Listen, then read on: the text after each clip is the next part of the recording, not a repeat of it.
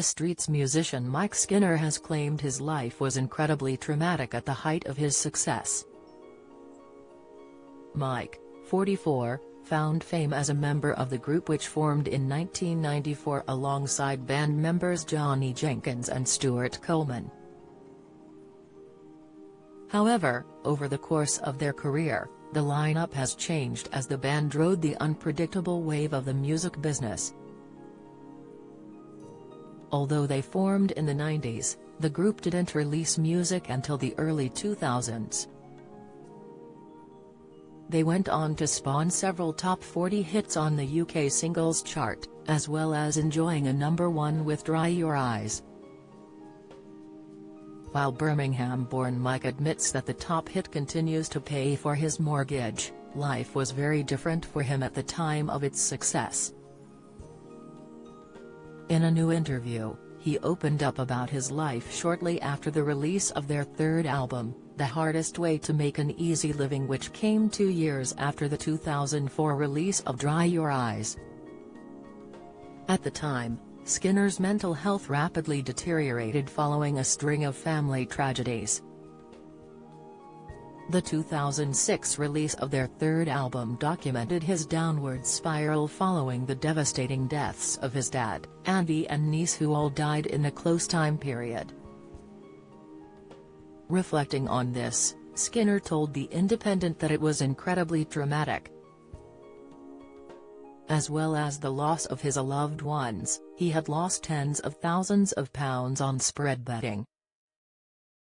Spread betting is a strategy when the person betting does not own the assets that they're betting on, including stock and commodity. Spread bettors speculate whether the assets' prices will rise or drop and often use prices offered by a broker. He told the publication, "I wouldn't want to do that again. Which seems crazy, being in the charts, being in the newspapers. I like the Noel Gallagher attitude. It's your job to show the next generation that it's amazing being a creative. Stop complaining and take your mental collapse like a proper rock star." Despite being at the top of their game when they released their third album, the band flogged 700,000 copies, a lot less than its predecessor, which sold 3 million. However, Mike appears to be much more relaxed with life now and said, "I don't have the feeling of being watched all the time anymore, which is great. On my second or third album, you'd walk in somewhere and people would start talking about you. You didn't know what people were going to do.